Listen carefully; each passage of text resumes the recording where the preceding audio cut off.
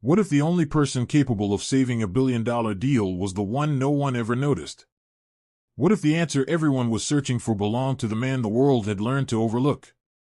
The tension inside the boardroom felt almost physical, pressing on every breath. A massive whiteboard stood at the front of the room, covered in a storm of tangled numbers and broken logic. 5 days of failed attempts had turned the brightest minds in the company into silent shadows. No one spoke. No one dared to. Richard Holman paced like a man walking the edge of a cliff. His jaw was tight, his eyes sharp, each step echoing the urgency of a merger worth more than $3 billion. One unsolved equation stood between the company and its future.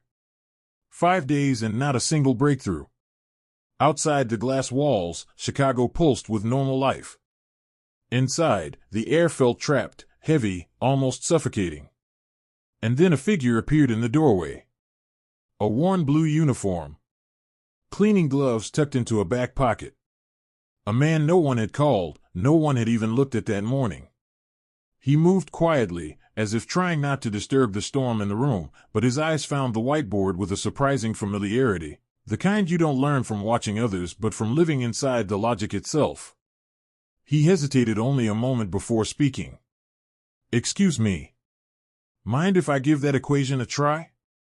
Some people chuckled. Others exchanged glances of disbelief. A janitor? Here? Now? But the laughter faded the instant he picked up the marker. His hand hovered with a confidence that didn't match the uniform he wore. Holman Industries had treated the equation as a formality at first. By day 5, no one in that room believed that anymore. The problem was shifting, reacting, almost alive, built from patterns that refused to unfold for anyone who approached it with brute force instead of understanding. Holman stood at the head of the table, his frustration simmering.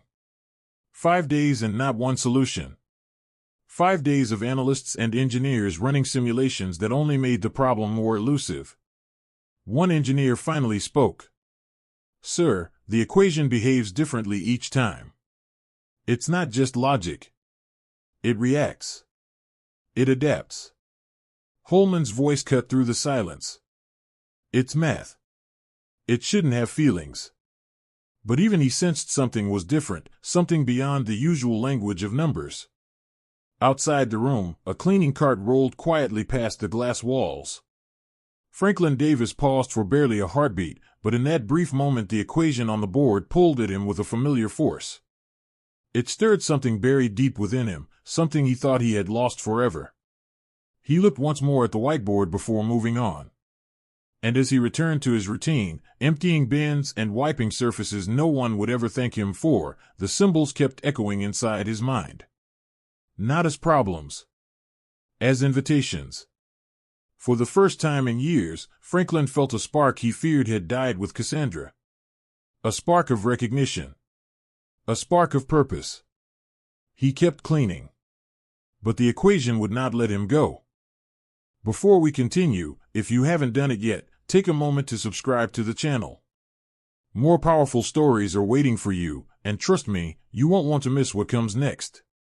Now let's move forward. Back in the boardroom, Holman snapped.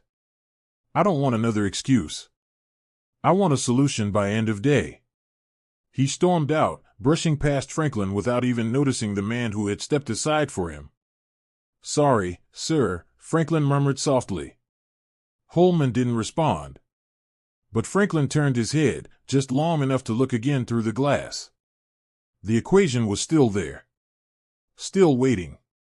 And for the first time in a very long while, Franklin felt the urge to solve something. Franklin Davis had never owned a keycard that worked on the first swipe. His badge was old, orange, its barcode fading like a memory almost forgotten. Half the time it failed, forcing the security guard to sigh and unlock the door manually. People passed him every morning, too busy to look twice. Not because of his skin, though that played its own quiet part, but because of the uniform. In that building, a janitor's jumpsuit spoke louder than any resume. At 54, Franklin had learned how to move like a shadow. To wipe a desk without interrupting a meeting. To empty a bin without receiving a single word. to exist without being acknowledged. And eventually, he started believing it. Believing what the world told him. That he was just a man who cleaned up after everyone else. But they didn't know. They never asked. And he stopped offering. In the 8th floor break room, Franklin stirred his coffee slowly, watching the steam swirl. 2 analysts whispered near the counter. "We're toast if nobody solves that thing," one muttered.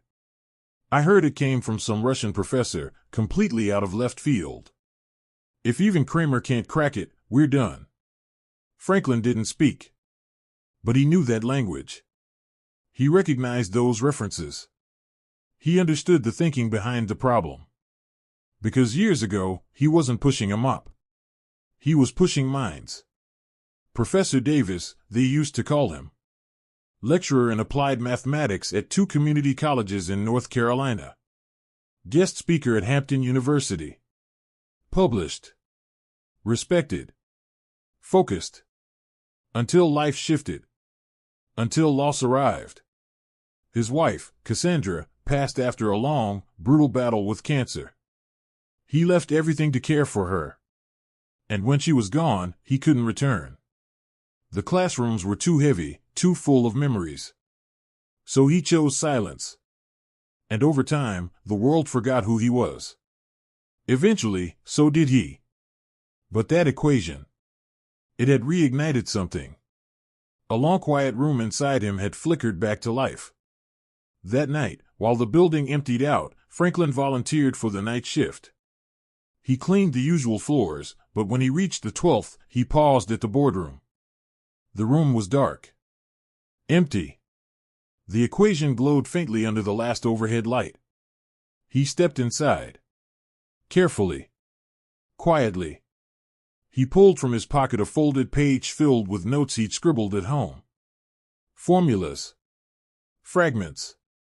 Ideas. He picked up the dry erase marker. For the first time in years, he wrote. Not to impress. Not to be recognized. Simply because he understood the thing staring back at him. Patterns. Logic. A hidden rhythm beneath the chaos. He began filling in blanks, slowly, like rebuilding a memory. He wasn't finished yet. But he had found the key. Then came the creak of the door. Franklin turned, startled. The night security guard stepped inside, eyebrows raised. "Franklin, what are you doing up here, man?" Franklin stayed calm, steady. "Just cleaning the hallway." Door was open. "Thought I'd take the trash." "All right, just be careful. They got cameras in here, you know." "Of course." When the guard left, Franklin erased everything he had written. Every line. Every symbol. He walked out without looking back. But inside him, something had shifted. A spark had returned. He didn't want applause. He didn't want attention. He simply wanted, after years of silence, to be heard again. The next morning, gray clouds smothered the Chicago skyline. Rain streaked down the upper floors of Holman Industries, matching the mood inside. At exactly 9 o'clock, the leadership team gathered again in the 12th floor boardroom. Engineers, analysts, consultants, everyone called to the table. The whiteboard was still a graveyard of failed attempts. Richard Holman entered last, his presence slicing the room into silence. "No breakthroughs overnight?" he asked, voice flat. No one moved. A young engineer finally spoke, shifting nervously. "We tried running recursive simulations, different encryption models, but every time we get close, the equation shifts again." "A shift," Richard repeated, his jaw tightening. "It's a math problem, not a living organism." "Sir," another engineer offered softly, "the variables respond to inputs. It's designed to throw us off. It may not be purely logical. It may be testing how we think." Richard laughed once, cold and humorless. "So the best minds in the country are telling me they've been outsmarted by feelings." Tension clawed its way across the room. Outside, behind the glass, employees walked by cautiously, no one wanting to be too close. Except Franklin. He pushed his cart down the hallway like he always did. The mop bucket squeaked with each step. He paused at the doorway, just for a heartbeat, and caught a glimpse of the board, still unsolved, still mocking everyone inside. Back in the room, a British consultant leaned forward. With respect, Richard, maybe this equation isn't meant to be solved the conventional way. Maybe it's a provocation. A filter. A way to identify someone who can think differently. You mean admit we're beaten? Holman snapped. I mean expand the lens. Holman stared at the board as if it had insulted him personally. If no one gives me a working solution by end of day, he said, consider your desks cleared. He stormed out. And once again, he brushed past Franklin without noticing him. Morning, sir, Franklin said quietly. No response. But Franklin turned again toward that whiteboard. The problem hadn't changed. But the way he saw it had. That night, he sat at his kitchen table, pencil in hand, notebook open. He worked until the edges of the page were smudged with calculations. Not for praise. Not for a job. But because that silent music of the equation refused to leave him alone. Just after midnight, Franklin returned to Holman Industries. He traded shifts, said he needed the hours. No one questioned it. The building was nearly empty, motion sensor lights flickering awake with his every step. On the 12th floor, the boardroom door was still unlocked. He stepped in. The air still carried the scent of coffee and stress. He approached the whiteboard, his mind already racing. He pulled the folded notes from his pocket and picked up the marker. He hovered for a moment. Then exhaled. And began. He started small. A loop function here. A mirrored variable there. A broken pattern others had overlooked. Slowly, the chaos began to reorganize. What had looked like noise now pulsed with emerging structure. He stepped back, checked his notes, adjusted a sequence, refined a transition. Piece by piece, it was taking shape. Not a full solution. Not yet. But a doorway. A key. He smiled, quietly. A smile of recognition, like greeting an old friend after years of distance. Then, click. The door opened. Franklin turned. The night guard entered again. Yo, Franklin. You good? What are you doing in here? Franklin didn't hesitate. Cleaning up. Door was open. Figured I'd take the trash while I was up here. All right, man. Just remember, cameras. Of course. When the guard left, Franklin wiped the board clean once more. Every trace. Gone. But this time, he left something behind. In the bottom corner of the whiteboard, tucked where no one ever looked, he wrote 3 quiet lines. Simple. Unassuming. Invisible to most. But to the right eyes, it would be everything. The next morning, Franklin moved through his routine like always. Same entrance. Same badge struggle. Same quiet greetings no one returned. But something inside him buzzed, awake, alive.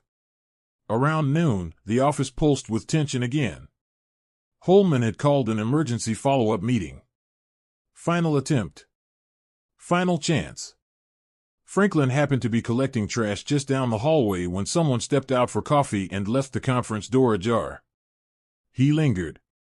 Just long enough to peek inside. The whiteboard was unchanged. Still impossible. Or so they thought. He took a step forward and gently knocked on the doorframe. Excuse me, sir. Heads turned. Every face twisted in confusion. A janitor? Interrupting this meeting? One consultant snorted under his breath. Holman folded his arms. Yes? You need something? Franklin held a roll of trash bags in one hand. But his eyes were on the board. No, sir. I've been thinking about that equation. I believe I may have found a path through it. Laughter broke instantly, sharp, dismissive. A path, one senior consultant choked out. You think you solved it? I didn't say I solved it, Franklin replied, steady. I said I may have seen something useful. An engineer scoffed. Sir, no offense, but this problem has stumped analysts with PhDs. It's not something you clean around and crack by accident. Franklin didn't flinch. I taught math once. A long time ago. Holman raised an eyebrow. You're telling me you have a mathematics background? I have a background in problem solving, Franklin said softly. Holman exhaled, amused. Fine. Let's see it. Franklin stepped forward and unfolded a small sheet of paper. On it, sketches of formulas, structures, and a possible sequence. He laid it on the table and stepped back. Engineers leaned in. Frowns turned into confusion. Confusion into curiosity. This, one of them murmured, actually looks like a viable starting point. Another whispered, where did this come from? From thinking, Franklin said quietly. Same as you. Holman studied the page, then shook his head. I appreciate the initiative, but we have protocol. We are past the point of suggestions. Understood, sir, Franklin replied. He turned to leave. Behind him, someone muttered loudly. What's next? The sandwich cart guy writing code? More laughter. Franklin didn't respond. He pushed his cart back into the hallway, footsteps quiet. But he heard every word. And he remembered every face. Franklin didn't return to the conference room that day. He went home, brewed a strong cup of coffee, and opened his notebook again. The numbers, the rhythm, the silent music of that equation, none of it would leave his mind. He wasn't doing it to prove anyone wrong. He wasn't chasing approval. He was simply following the part of himself he had buried years ago. What no one knew was that Franklin had already left a mark. Before that meeting, before anyone had dismissed him with laughter, he had written something on the whiteboard, hidden in the corner, almost invisible. 3 quiet lines. To most people, they meant nothing. But the right eyes would notice. Later that evening, Miguel, a junior engineer who had stayed late out of sheer stubbornness, leaned toward the board and frowned. This wasn't here before. He snapped a photo, ran it through a modeling program, and froze. The numbers responded. A subtle shift. A cascade of corrections inside the algorithm. For the first time since the equation had arrived, the system began to move toward a solution instead of away from it. He called over another engineer. Then another. Soon 4 of them were huddled around a glowing screen whispering like conspirators. Where did this come from? Who added this? It wasn't any of us. They contacted Marcia Lewis, Director of Systems Development. She arrived in minutes, eyes sharp as she studied the data. Check the cameras, she ordered. Midnight to 2 a.m. room 12-02. The next morning, Franklin was wiping down a lobby window when his radio crackled. Franklin Davis, report to Human Resources. He paused, exhaled, and walked upstairs. Marcia was waiting outside the office. But this time, she wasn't looking down at him. She wasn't dismissing him as the janitor in a jumpsuit. Her voice softened. It was you, wasn't it? Franklin didn't smile. Didn't explain. Didn't justify. Didn't mean to cause trouble, he said. Just couldn't look away. You realize, Marcia whispered, you may have cracked something no one else could. He shrugged gently. Maybe. Maybe not. But it helped, didn't it? It helped, she admitted. Then came the question she truly wanted to ask. Why didn't you take credit? Franklin looked through the hallway glass, watching people walk past in their costly suits. After a while, he said quietly, when people stop asking who you are, you stop answering. She swallowed hard. Richard needs to see this. Franklin nodded. He already has. He just doesn't know it yet. That afternoon, Richard Holman sat in his office staring at surveillance footage. He watched Franklin enter the boardroom alone. He watched him write. Pause. Smile, just faintly. Erase everything. And walk out without a trace. Richard said nothing. But something in his expression cracked open, just slightly. When Franklin stepped into the CEO's office later that day, the moment felt strange. Not because of the view, though the skyline stretched endlessly beyond the glass. Not because of the expensive furniture or the polished floors. But because, for the first time in a decade, someone at the top had asked, "Who are you really?" Richard didn't sit. He paced slowly, arms crossed. "You wrote it," he said. Not a question, an understanding. Franklin nodded once. "Yes, sir." "Why didn't you speak up earlier?" Franklin gave a tired, almost apologetic half-smile. Didn't seem like anyone was listening. Richard studied him more closely now. Not as a janitor. Not as a problem. But as a man he had never bothered to see. "Who are you, Franklin?" This time, Franklin took a breath. Used to be Professor Davis. Taught applied mathematics. Spoke at universities. Published a few papers. Nothing flashy. So what happened? Franklin's voice softened to a tremor. My wife got sick. Stage 4 cancer. We fought for 2 years. When she passed, I couldn't go back. Couldn't teach in a room full of ghosts. He looked down at his hands worn by labor, not chalk and ink. So I took a job that gave me silence. No pressure. No memories. Just something steady. Richard inhaled slowly. I looked you up, he said at last. That 1997 paper on adaptive sequences? Our entire algorithm is built on that foundation. Your work helped build this company. Franklin blinked, stunned for a moment.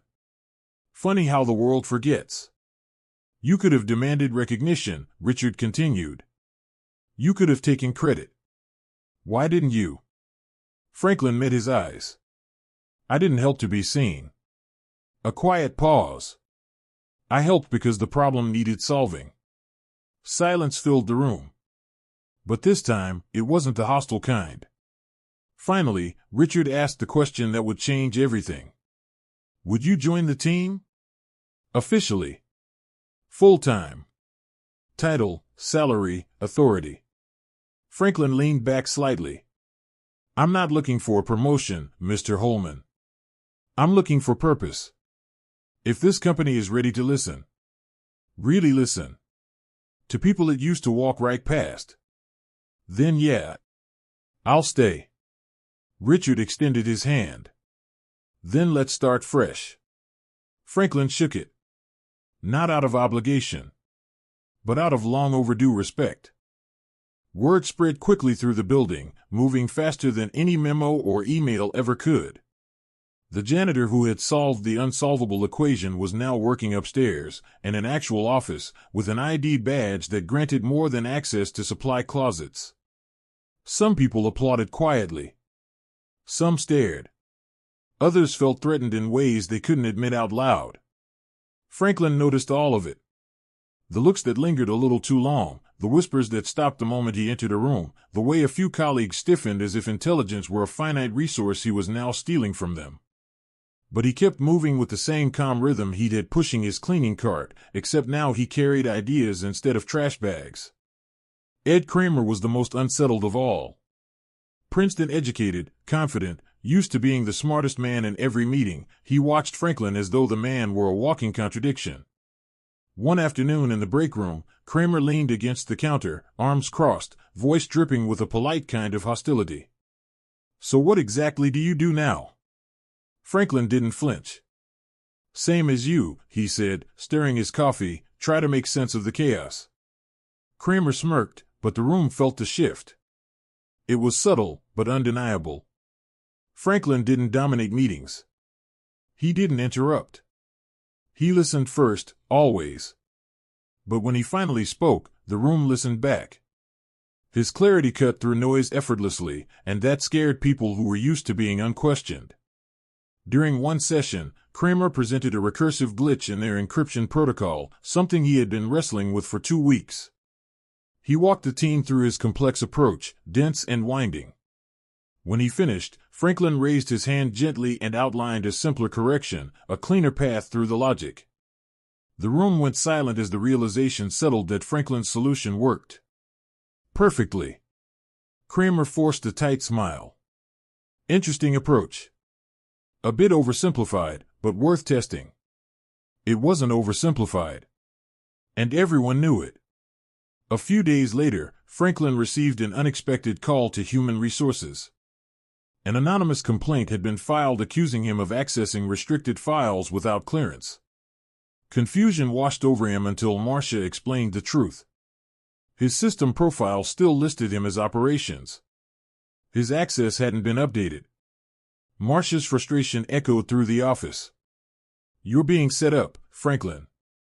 Someone's trying to box you out using technicalities." There weren't many suspects. And Richard Holman wasted no time. He called an emergency closed-door meeting. Kramer sat stiffly in his chair as Richard turned to him. "Ed, did you file the complaint?" Kramer straightened, adjusting his glasses. "I followed protocol." He didn't have proper clearance. "You mean," Richard said slowly, "because we didn't update his badge after I personally approved his access?" Kramer looked down, silent. Richard's voice sharpened. "You don't have to like that Franklin is here. But if you sabotage him again, you'll be the one handing in your badge." That evening, Franklin stayed late at his desk long after footsteps faded and conversations dissolved into quiet halls. He stared at his reflection in the darkened window, feeling the weight of the day settle inside him. He wasn't angry. He wasn't surprised. He was just tired, not from the work but from the constant fight to be seen. Still, he didn't stop. Couldn't stop. Not now that someone was finally listening. Change didn't sweep through Holman Industries all at once. It drifted in slowly, like a soft crack spreading through concrete, small at first but impossible to ignore once you saw the light coming through. Weeks after the press conference, the company felt different. Sharper. More awake. The merger had gone through. The impossible equation was now a solved chapter in their history. And the man they once overlooked had become a symbol of everything they had misunderstood about brilliance. Franklin no longer wore a janitor's uniform. He now arrived in a crisp shirt and clean slacks, no tie, as he liked to say, because he didn't believe in nooses around the neck. Yet even with an office upstairs, he still greeted every janitor by name, still brewed his strong coffee in the downstairs break room instead of the fancy machine in his new workspace. He hadn't changed. But the world around him had. Richard Holman made it official. Franklin was now a strategic systems advisor with full access, a budget, and a desk placed right next to the algorithm team. Some people were skeptical, but they learned quickly that Franklin's mind was not something to underestimate. Inspired by his story, the company launched a new internal initiative called Hidden Genius. The rules were simple. Every employee, regardless of title or department, could submit ideas. Mailroom staff, night security, facilities workers, interns, accountants. No more silos. No more gatekeeping. Ideas would rise based on merit, not job titles. The results came quickly. A night shift technician suggested a more efficient data backup flow. It worked. An accounting intern redesigned a reporting structure that saved hours of manual labor every week.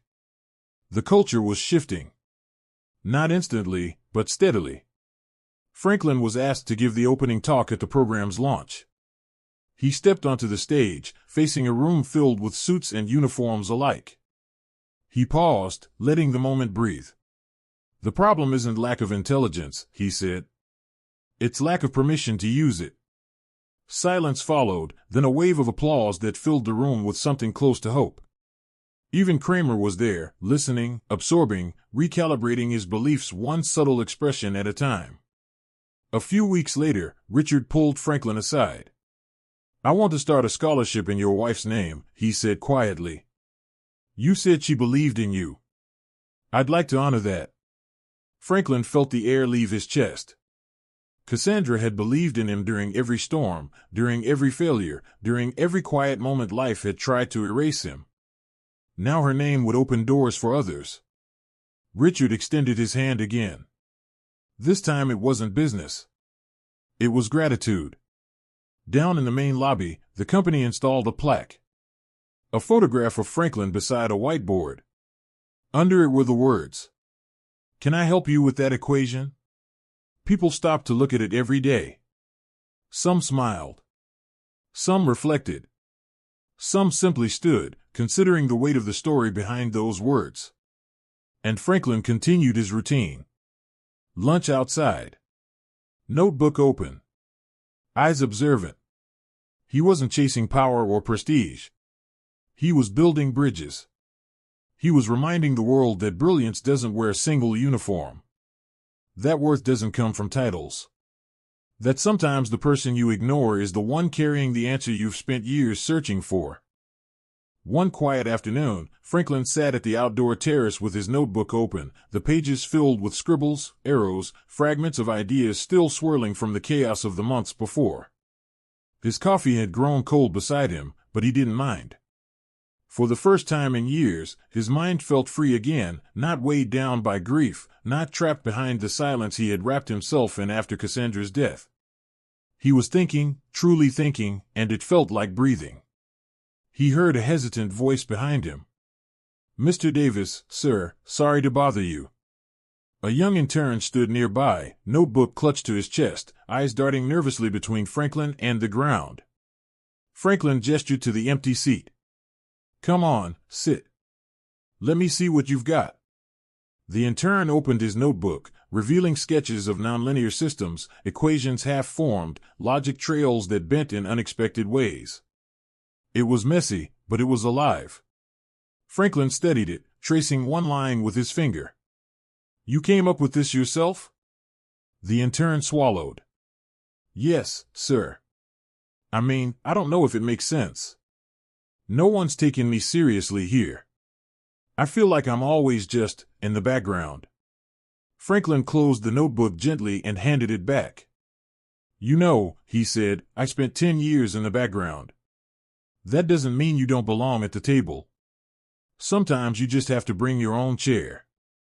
The intern let out a breath he seemed to have held for days. He thanked Franklin quietly and stood to leave.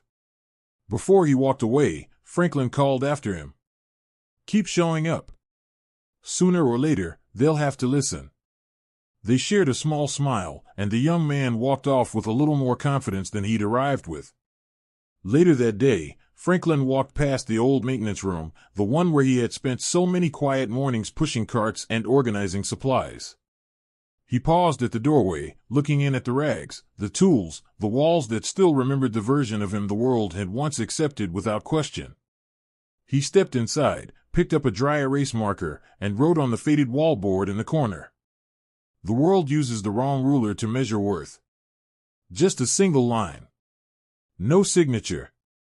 No explanation. But it stayed. Months passed. The company continued to grow, the merger steady, the team stronger than before. Franklin requested a partial schedule, not to rest but to teach again. He returned to classrooms, not just universities this time but high schools, community centers, shelters, even prisons. He believed every mind deserved to be unlocked, not just the ones that came wrapped in degrees or titles. And wherever he went, people listened. Not because he spoke loudly, but because he spoke with truth. Richard supported every step of it. The Cassandra Davis Scholarship launched with full funding, offering opportunities to students who might have been overlooked the same way Franklin had been for far too long. Hundreds applied. Hundreds more would hear of it in the years to come. As word spread, Franklin's story drifted far beyond Holman Industries. It traveled through neighborhoods and classrooms, into late-night conversations and quiet moments of reflection. The janitor who solved the impossible. The man who reminded the world that genius wears many uniforms. That worth is not assigned by job titles. That brilliance often sits in silence waiting for someone to ask the right question. One evening, as Franklin walked through the nearly empty halls of the building where his journey had reshaped so much, he reached the lobby. He stopped in front of the plaque again, his photo beside the whiteboard, the simple caption beneath it. "Can I help you with that equation?" He looked at it for a moment, not with pride, but with gratitude. Gratitude that someone, somewhere, had finally paused long enough to see him.